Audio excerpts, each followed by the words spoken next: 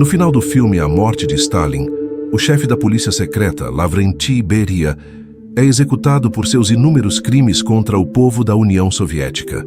Membros da alta cúpula política estão reunidos ao redor de seu corpo, incluindo Malenkov, o líder interino que, embora hesitante, aceita a decisão.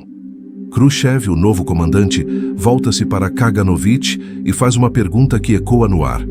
Um homem fraco é confiável? Referindo-se a Malenkov. Kaganovich, sem titubear, responde: Você já confiou em alguém que é fraco?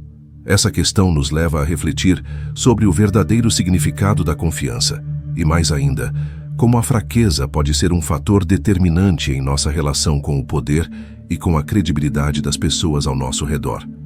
Comumente, temos a percepção de que a fraqueza é algo neutro, que há indivíduos frágeis, mas de bom coração, assim como há pessoas fortes que nem sempre agem com retidão. Mas o filme nos apresenta uma perspectiva distinta, a fraqueza como algo limitante, praticamente incapaz de gerar confiança. E quando paramos para refletir, percebemos que, em muitas situações, a fraqueza realmente pode nos travar e impedir que avancemos. Trouxe esse tema porque hoje vamos encarar de frente o que significa ser fraco e entender por que isso incomodava tanto o filósofo alemão Friedrich Nietzsche. Nietzsche não via a fraqueza como uma característica que poderia simplesmente ser ignorada ou tratada como irrelevante. Para ele, a fraqueza possuía uma faceta perigosa, a incapacidade de ser sincero consigo mesmo e com o mundo. É nesse ponto que suas reflexões começam a ganhar relevância para nós. Vamos explorar uma nova abordagem sobre força e fraqueza, uma visão que pode transformar a maneira como você encara suas decisões e até seus relacionamentos. Vamos entender por que, para Nietzsche, a fraqueza anda lado a lado com a infelicidade. Porque a verdadeira bondade só emerge da força e como a honestidade é a base de tudo isso. Vale ressaltar que este é apenas um recorte das ideias de Nietzsche. Aqui trago os aspectos que fazem sentido no contexto atual e que podem provocar uma reflexão mais profunda. E tudo começa com a noção central de Nietzsche. A fraqueza, no fundo, é uma forma de desonestidade. Vamos observar outro exemplo, desta vez com um tom mais melancólico. Em um dos contos de Dostoiévski, o protagonista se apaixona profundamente por uma jovem chamada Nastenka. Eles passam várias noites juntos, conversando sobre a vida, e ela desabafa, acreditando estar apaixonada por outro homem que supostamente a abandonou. Com o tempo, Nastenka demonstra afeição pelo protagonista a ponto de cogitar ficar com ele. Mas no momento decisivo, o antigo amor retorna e ela corre para ele, deixando o protagonista só e arrasado. O interessante é que ele tenta se convencer de que está em paz com a situação. Diz a si mesmo que ao menos ela está feliz, mas no íntimo ainda há um desejo frustrado e uma dor mal resolvida. Essa narrativa ilustra bem o que Nietzsche quer dizer com fraqueza e a desonestidade que a acompanha. Não se trata de ausência de força física ou de mera insegurança, mas da incapacidade de ser honesto com os próprios sentimentos, mesmo quando essa verdade machuca. Essa visão de Nietzsche sobre fraqueza e desonestidade está presente em muitas de suas obras, especialmente em Assim Falou Zaratustra e Além do Bem e do Mal. Para ele, a verdadeira fraqueza reside na incapacidade de agir conforme a própria vontade de permitir que circunstâncias e desejos não realizados dominem a vida. A partir daí, a pergunta que surge é: quantas vezes fingimos estar bem, quando na realidade queremos gritar ao mundo o que sentimos? E, mais importante, como podemos superar essa fraqueza que nos aprisiona e aprender a ser honestos, fortes e leais a nós mesmos? Nietzsche aborda a fraqueza sob diversas óticas, e uma das mais frequentes é a daquele que possui um objetivo, mas não consegue realizá-lo. Esse é o caso de figuras como Napoleão, que apesar de seu poder e ambição, não conseguiu construir o império glorioso que idealizava. Nietzsche não condenava o fracasso em si. O que o incomodava era quando essa limitação se transformava em auto-engano. Um exemplo disso é o protagonista de Noites Brancas, de Dostoiévski. Ao final da história, ele tenta se convencer de que está bem com a situação, quando na verdade não está. Nietzsche identificava esse comportamento como uma forma mais profunda de fraqueza, uma que ele desprezava com veemência. Em vez de enfrentar a realidade, admitir o desejo frustrado e lidar com isso, o personagem prefere se iludir, escapando para uma fantasia que o impede de aceitar a verdade. Em vez de continuar tentando conquistar Nastenka ou crescer com a experiência, ele simplesmente finge que já não se importa. Para Nietzsche, essa é a fraqueza que revela a incapacidade de se superar e controlar a própria vontade. Não há progresso verdadeiro aqui, apenas uma fuga de uma realidade dolorosa. Nietzsche acreditava que, em seu extremo, essa fraqueza se transforma em ressentimento e amargura. Em A Genealogia da Moral, Nietzsche propõe que, quando as pessoas não conseguem aquilo que desejam, seja poder, amor, independência ou reconhecimento, tendem a desvalorizar esses mesmos desejos. Em vez de reconhecerem a frustração, preferem dizer que nunca quiseram aquilo, depreciando aquilo que antes consideravam valioso. Essa perspectiva vai muito além das fraquezas externas e mergulha em questões internas, aquelas que nos aprisionam emocionalmente. Entre essas, Nietzsche fala sobre a busca pelos próprios desejos sem culpa, sem se render à moralidade tradicional e sem priorizar sempre o bem-estar alheio. Ele critica o hedonismo, não por considerá-lo imoral, mas por enxergá-lo como sinal de uma vontade desorganizada. Para Nietzsche, a vontade é algo composto por várias forças internas, cada uma puxando em direções diferentes. Essa ideia pode soar abstrata, mas reflete bem nossa vivência cotidiana. Imagine que num momento você quer preparar um chá. Logo depois, pensa em cozinhar algo. Antes de decidir, surge a vontade de sair para comprar um lanche. Esses impulsos, embora pareçam banais, quando não são organizados, nos deixam desorientados. Nietzsche chama isso de vontade desorganizada. Sem foco, ficamos paralisados, incapazes de agir com firmeza.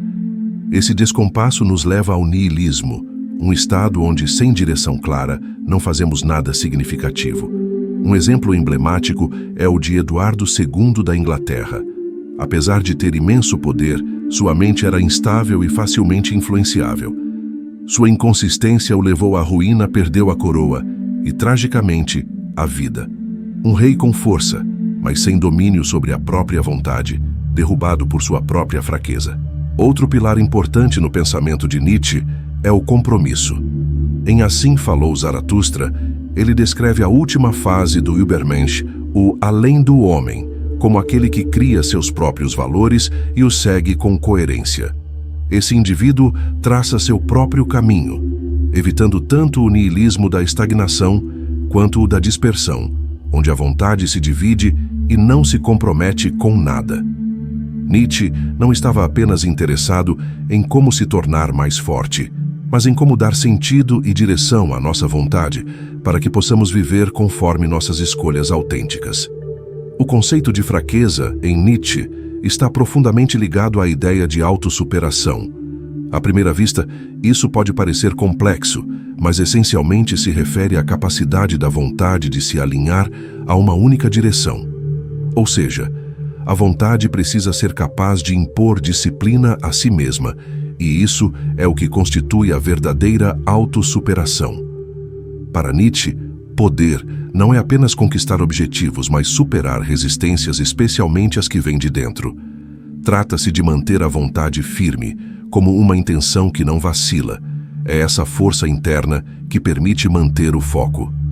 Voltando ao personagem Malenkov, do filme A Morte de Stalin, ele é retratado como alguém que não possui uma vontade própria, muda de posição, conforme a influência de quem fala com ele. Nietzsche certamente veria isso como um exemplo clássico da fraqueza que ele tanto criticava. A incapacidade de resistir à pressão externa e manter uma postura verdadeiramente autêntica. A confiança, nesse caso, se dissolve. O filósofo Byung-Chul Han diz que a confiança existe para preencher a lacuna entre o que sabemos e o que podemos esperar. Se alguém não tem uma vontade firme, suas promessas não têm valor.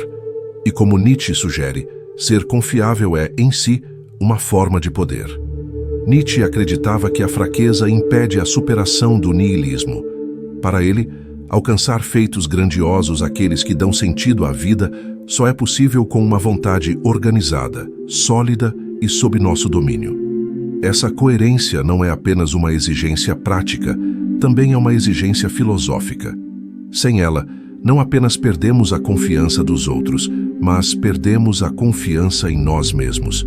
E isso pode desestabilizar todos os aspectos da vida.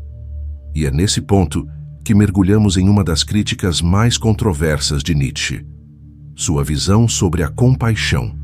Com isso em mente, vamos nos aprofundar em uma das visões mais polêmicas de Nietzsche: a ideia de que a compaixão humana nem sempre é tão nobre quanto parece.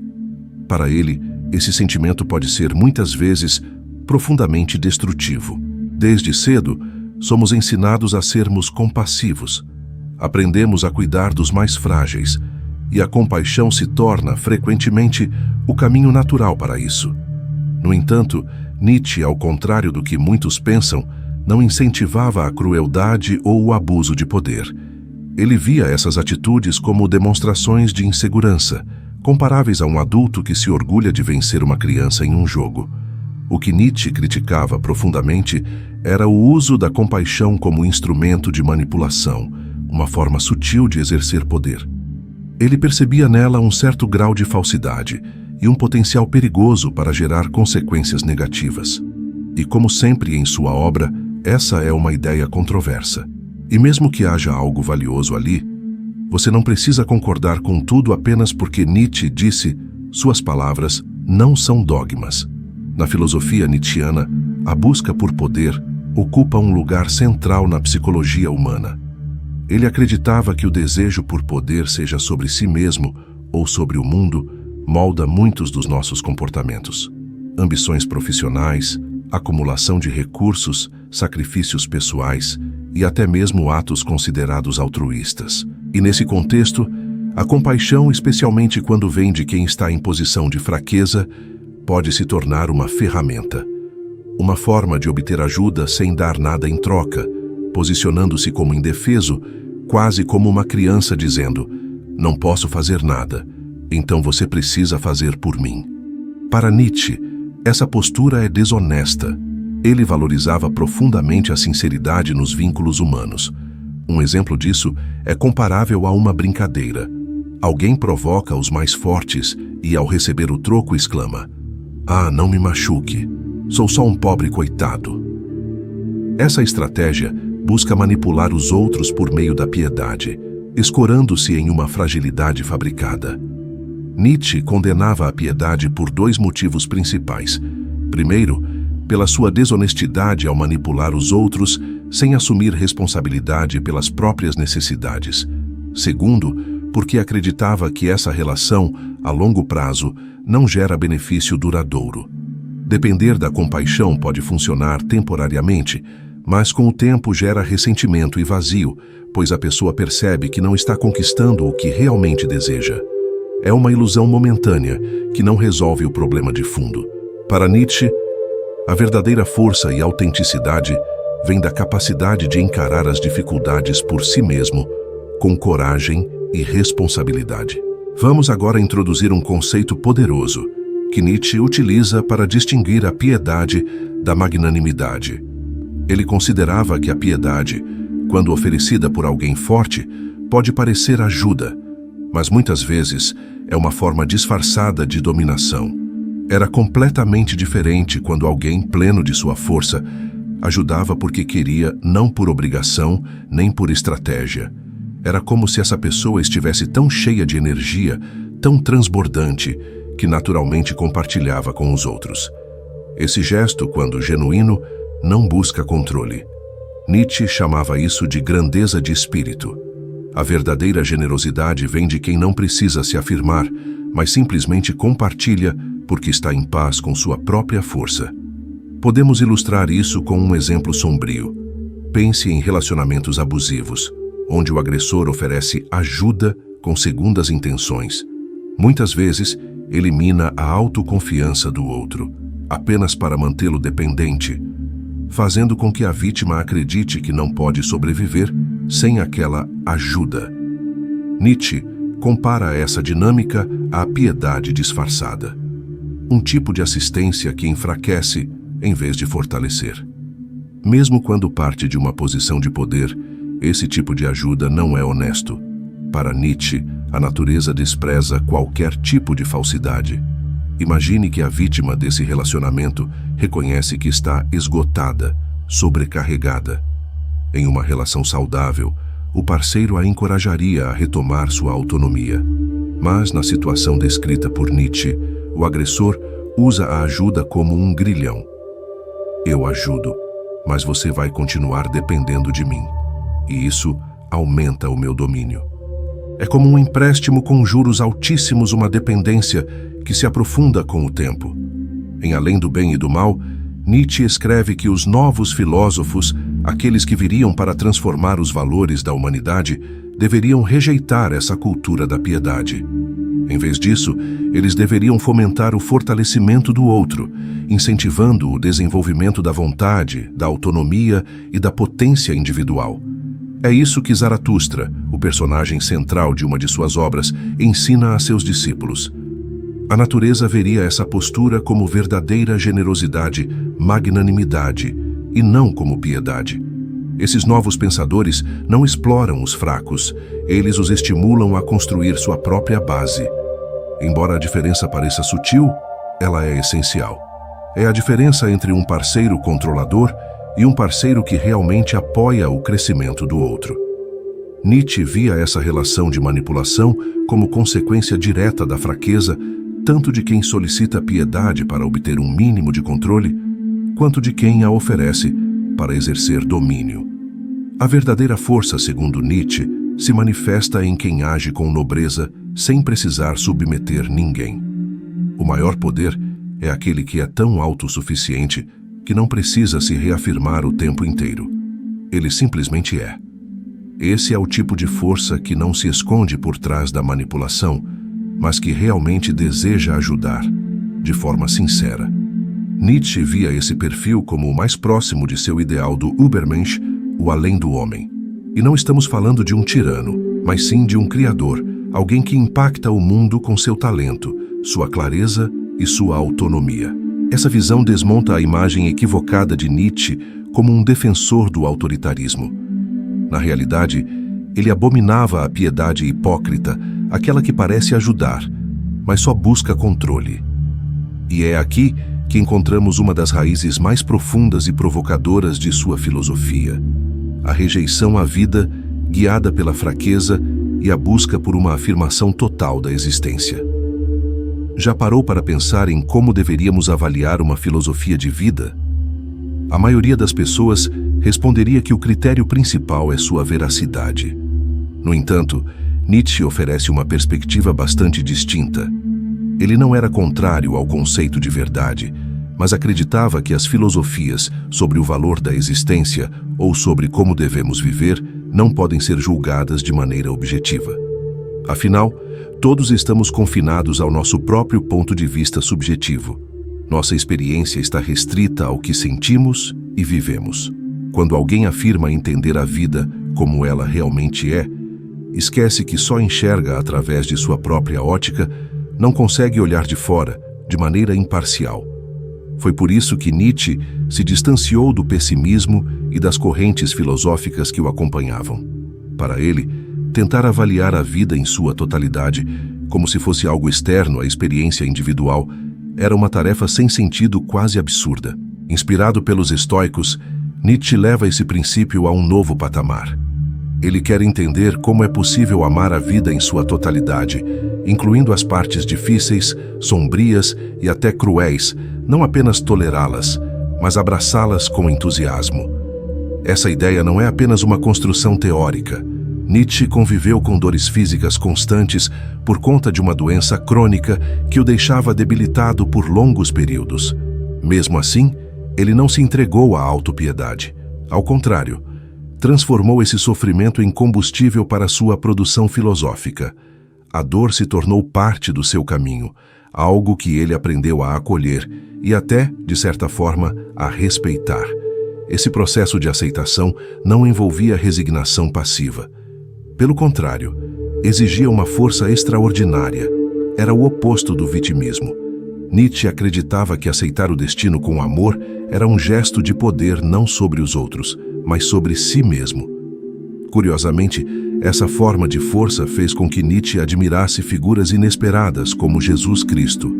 Sim, ele criticava duramente o cristianismo institucional, principalmente a versão criada por São Paulo, mas via em Jesus uma figura singular, alguém com profundo autocontrole, ausência de ressentimento e até mesmo uma postura semelhante ao amor fati. Jesus, para Nietzsche, não era um conquistador político, mas demonstrava uma força interna imensa. Por outro lado, Nietzsche acreditava que pensadores de espírito frágil podiam ser perigosos, não apenas por se autossabotarem, mas por influenciarem negativamente as pessoas ao redor e, em última instância, a própria cultura. Sua crítica mais cortante aparece em O Crepúsculo dos Ídolos, onde ataca Sócrates, uma das figuras mais influentes da história da filosofia. Nietzsche questiona a maneira como Sócrates lidou com a morte, especialmente a ideia de que a existência terrena era um fardo a ser superado pela alma racional. Em Fédon, de Platão, Sócrates aparece sereno diante da morte, afirmando que o corpo é uma prisão e que o verdadeiro filósofo não teme morrer, pois isso o libertaria da carne. Nietzsche enxerga nisso um desprezo disfarçado pela vida. Para ele, qualquer doutrina que negue os impulsos humanos mais básicos ou que trate a existência como algo inferior está, na verdade, alimentando o niilismo. Nietzsche encontra uma visão parecida no pensamento de Schopenhauer, que descreve a vida como um fardo, algo a ser tolerado até que se encontre paz na inexistência. Essa mentalidade de que viver é, por essência, um sofrimento, seria, para Nietzsche, uma rendição mal disfarçada de filosofia. E, se estivesse vivo hoje, Nietzsche provavelmente atacaria o movimento antinatalista com o mesmo vigor. Essa corrente de pensamento sustenta que não vale a pena colocar novas vidas no mundo, já que o sofrimento seria inevitável. Para Nietzsche, esse raciocínio representa exatamente o oposto do amor fati, é uma desistência, uma rejeição ao desafio que é viver plenamente. Em vez de abraçar a vida, tais filosofias incentivam um distanciamento intelectual, uma tentativa de se proteger da dor renunciando à própria experiência humana. Mas por que isso é tão problemático? Nietzsche acreditava que esse tipo de pensamento, quando se espalha pela cultura, corrói os valores de uma civilização. Ele via isso claramente na maneira como o cristianismo, principalmente na versão institucionalizada por São Paulo, valorizava o sofrimento, a renúncia, a castidade, o sacrifício e a negação da vida terrena em favor de uma promessa futura, o paraíso. Ainda que respeitasse Jesus, Nietzsche rejeitava a ideia de que a vida deve ser tratada como mera passagem, como algo que só ganha valor após a morte. Para ele, essa forma de pensar enfraquece o presente, transformando a vida em um ensaio, para algo que, por definição, está fora do nosso alcance. Ao negar nossos impulsos naturais, o desejo, a ambição, a alegria e até mesmo a luta, essa filosofia rouba a nossa energia vital, aquele instinto que nos impulsiona a viver com intensidade. Na perspectiva nietzschiana, as filosofias geradas por pessoas enfraquecidas tendem a propagar a própria fraqueza, como se a miséria buscasse companhia. Quem se sente debilitado física, moral ou emocionalmente, muitas vezes arrasta os outros para essa mesma visão limitada da vida. Uma das formas de fazer isso é usar a moralidade como ferramenta. Outra, ainda mais perigosa, é disseminar a ideia de que a vida não tem valor intrínseco. E se acreditamos que a vida não vale tanto assim, o que nos impulsiona a viver de forma plena? Por que lutar pelos nossos sonhos? Por que se levantar da cama todos os dias? Nietzsche acreditava que essas filosofias da negação baseadas na fraqueza cultivam um niilismo passivo, e que esse niilismo, por sua vez, gera insatisfação constante e incapacidade de afirmação da vida. Para ele, essas ideias não eram sistemas filosóficos legítimos, mas doenças da alma e por isso mereciam seu desprezo mais profundo. Diante de tudo isso, o pensamento de Nietzsche nos convida a encarar a vida com uma coragem radical. Ele não nos pede para sermos cruéis, frios ou insensíveis, como muitas vezes é mal interpretado, mas sim para desenvolvermos uma força interior tão profunda que nos permita viver com intensidade, sem depender da piedade alheia, sem fugir das dores inevitáveis e sem mascarar nossas fraquezas com discursos falsamente nobres. Para Nietzsche, o problema não está na dor em si, nem na falha, nem mesmo na derrota. O verdadeiro perigo está na recusa em enxergar essas experiências como parte essencial da existência, como elementos que podem fortalecer e não enfraquecer nosso espírito. A verdadeira força, em sua filosofia, nasce da honestidade radical consigo mesmo. É saber o que se quer, é conseguir organizar a própria vontade, é recusar o papel de vítima e lutar para se tornar autor da própria vida. É esse o sentido mais profundo de autossuperação. No fim das contas, a grande pergunta que Nietzsche nos deixa não é como evitar o sofrimento, mas sim como viver de tal maneira que mesmo o sofrimento tenha sentido. A resposta, como vimos, não é simples, mas talvez passe por deixar de lado a busca por uma existência confortável e previsível e abraçar com vigor, intensidade e responsabilidade tudo aquilo que a vida traz, inclusive o que mais nos desafia. Porque para Nietzsche, só quando aceitamos integralmente a vida com todas as suas luzes e sombras é que realmente nos tornamos dignos dela. E você? Está disposto a amar o seu destino mesmo com as dores que ele carrega?